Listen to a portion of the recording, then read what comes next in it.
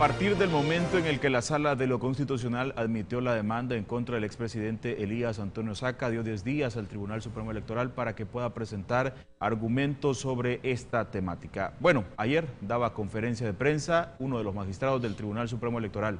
Me refiero a Walter Araujo y vamos a ver a continuación qué fue lo que dijo. La candidatura del señor Elías Antonio Saca, o sea, no viola el artículo 152 de la Constitución, porque a lo que se refiere al literalmente y en el espíritu constitucional es al periodo inmediato anterior, o sea, ¿por qué no presentaron ese recurso al Tribunal Supremo Electoral? O sea, ¿por qué en los momentos de que se hizo pública la constancia de inscripción queda un tiempo para que partidos políticos o cualquier ciudadano pueda cuestionar esa situación? Esto hubiese resuelto no entrar en toda esta polémica a estas alturas. El magistrado mencionaba una palabra y era de los tiempos. Y ahora, obviamente, la Sala de lo Constitucional no tiene un tiempo para resolver, pero ¿cuándo debería de ser este momento en medio de esta campaña electoral? Bueno, justamente lo que comentábamos, es decir, no existen plazos, hay ese vacío en la ley de procedimientos constitucionales que no le da plazos al máximo tribunal para fallar, y entonces nos encontramos frente a esa incertidumbre. Ahí sería más bien la responsabilidad de los magistrados de poder emitir los fallos de manera tal que no vengan a afectar ni derechos ciudadanos que tienen los candidatos, ni derechos colectivos que tenemos los electores, y mucho menos pues ir en contra de la Constitución o de la institucionalidad.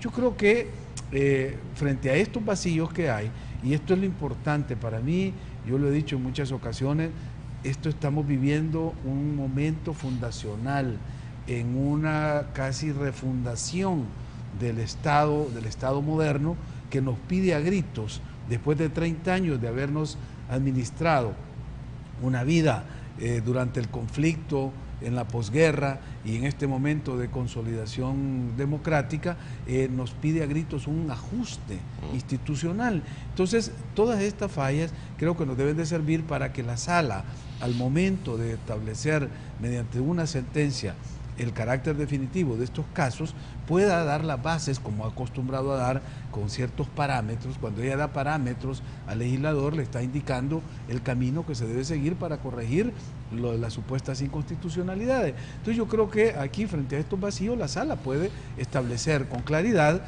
el tema de la alternabilidad en el ejercicio de la presidencia. Si existe esa confusión en que si es el inciso primero que habla del periodo inmediato anterior y que si el anterior es y que por lo tanto el señor Saca no puede ser, lo cual nos lleva a un absurdo, porque él no podría ser candidato y los ministros del actual gobierno sí. Además, el presidente Funes podría ser si renuncia 6 meses antes. Es decir, te lleva a una posición del absurdo. O este tema de las concesiones. Mira, el tema de las concesiones y de los contratistas del Estado que están limitados y que no pueden competir en una contienda presidencial o de diputados, es para evitar el conflicto de intereses. Pero en el caso de los empresarios, y sobre todo empresarios vinculados a cuestiones, o sea, temas mediáticos o de comunicación, estas concesiones, y voy a poner el caso de Chile, que es el más reciente, porque sucedió en esta elección que acaba de terminar y que está terminando el presidente Piñera. Él era concesionario del Estado, no solo en las líneas aéreas de Chile, sino en Chilevisión, que era una empresa pues, que manejaba estas concesiones a nivel del espectro electromagnético. ¿Qué es lo que se hizo en Chile? Se creó mediante una ley el fideicomiso ciego. Eso hace que, y esto es una costumbre muy generalizada en Estados Unidos, de los grandes cargos de elección, de que los candidatos ponen en un fideicomiso ciego, un blind trust, todos sus acciones, sus capitales, sus empresas, para que no haya ese conflicto de intereses cuando van a competir o cuando van a ejercer un cargo público.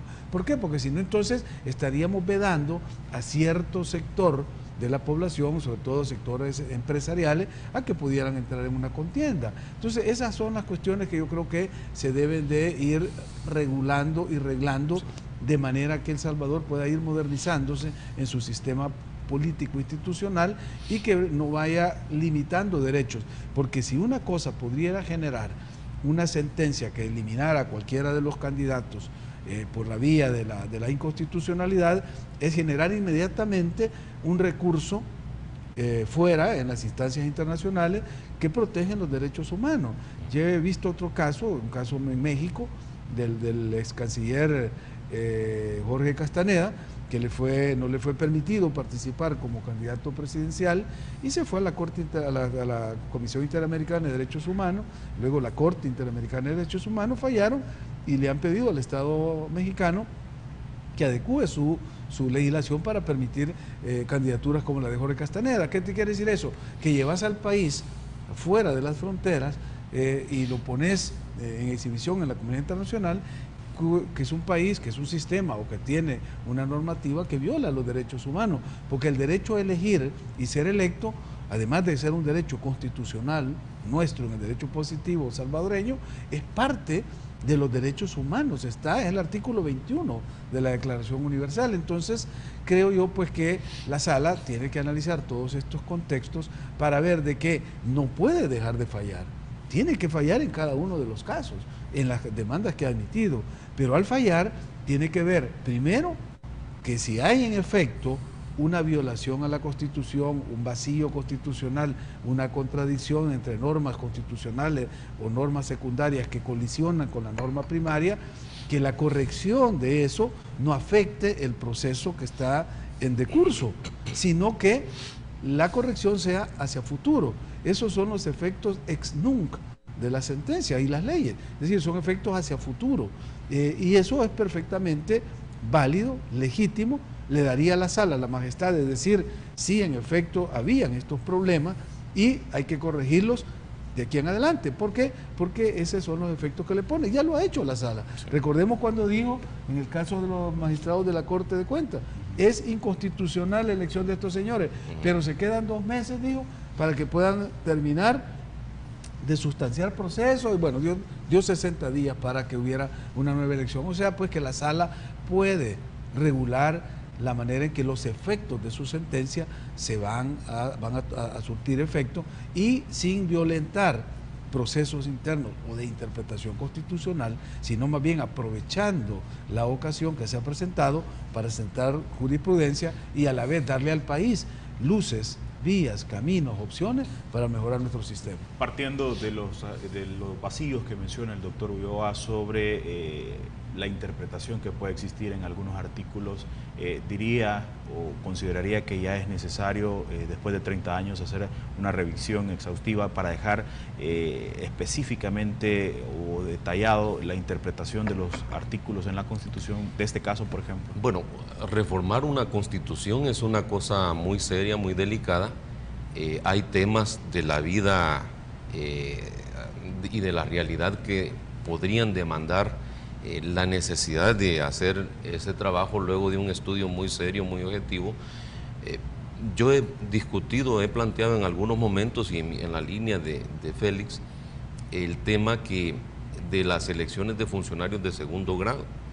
Yo creo que es importante que los órganos de gobierno, la Corte Suprema de Justicia, la Asamblea Legislativa, el órgano ejecutivo, busquen cumplir realmente aquel principio constitucional que habla de que ciertamente son independientes y son funciones indelegables, pero dice la Constitución que se deben procurar cooperación entre los órganos de gobierno, porque justamente son las instancias que regulan la actividad del país en términos prácticamente generales, y desde esa perspectiva no podemos estar repitiendo ciclos en donde la Asamblea Legislativa plantea un tema y la Sala de lo Constitucional está en contra de ese tema. Se están llevando procesos de elección de funcionarios de segundo grado en la Asamblea Legislativa y nomás existe la noticia de que se ha electo un funcionario, ya hay una actuación de la Sala de lo Constitucional, y eso te genera también impactos en la institucionalidad del país. ¿Por qué no tener, por ejemplo, una ley bien definida, con los requisitos bien explicados, bien expuestos, con las competencias, con habilidades y toda la cosa, para elecciones de segundo grado, y que ese sea el código que utilice tanto la Sala de lo Constitucional como la Asamblea Legislativa, en donde no vayamos a pecar un poco de la interpretación que pueda hacer la Asamblea Legislativa o el análisis que puede hacer la Asamblea Legislativa sobre las facultades constitucionales que tiene para elegir funcionarios de segundo grado, y que esa interpretación choque también con los planteamientos de la Sala de lo Constitucional.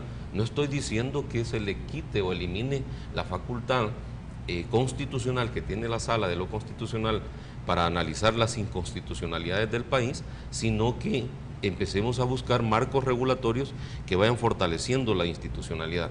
El tema que tocábamos anteriormente, cuando una Sala de lo Constitucional, por ejemplo, no tiene tiempo para pronunciarse sobre un recurso, sobre una inconstitucionalidad, es complicado, porque imagínate que estas demandas de inconstitucionalidad que se han presentado a escasos 2-3 meses del evento electoral, sí. Imagínate el procedimiento que da la Ley de Procedimientos Constitucionales.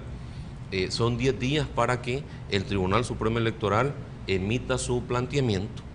Luego hay todo un proceso, es decir, imaginemos por rápido, por urgente, que esto salga en un mes.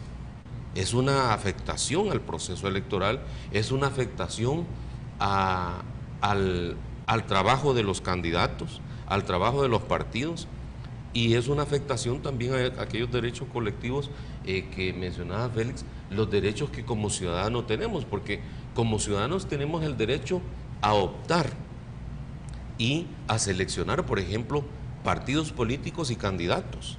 Entonces, creo que sería importante que en un momento determinado pudiera existir alguna norma que dijera, bueno, una vez inscritos los candidatos presidenciales, no podrá modificarse esa inscripción, salvo casos de fuerza mayor, o casos fortuitos, como por ejemplo la muerte de una persona, que eso sí ya lo regula el Código Electoral. Pero imagínate a finalización del mes de noviembre, el mes de diciembre prácticamente son 2-3 semanas. Sí, 2 semanas, y luego es festividades de Navidad y Año Nuevo. Y luego el evento electoral lo tienes el 2 de febrero. No podemos como país estar en esos niveles también de incertidumbre, porque las elecciones presidenciales implican también el nivel de certidumbre y de seguridad jurídica que puede tener un país. De hecho, incluso los inversionistas están atentos para ver cuál va a ser la fórmula presidencial que va a ganar las elecciones, y cuál es la fórmula presidencial que es más, digamos, que puede producir mayores niveles de certidumbre a las inversiones y a la generación de comercio que se haga. O sea, está pendiente los inversionistas, está pendiente toda la clase política, sectores sociales, y si en los últimos momentos se están variando, modificando las normas, los procedimientos o las actuaciones, eso impacta ese proceso. Y hay que decirlo, que la Sala de lo Constitucional puede, vía resoluciones constitucionales, incluso modificar la ley. Puede modificar la ley y puede sugerir la modificación de leyes.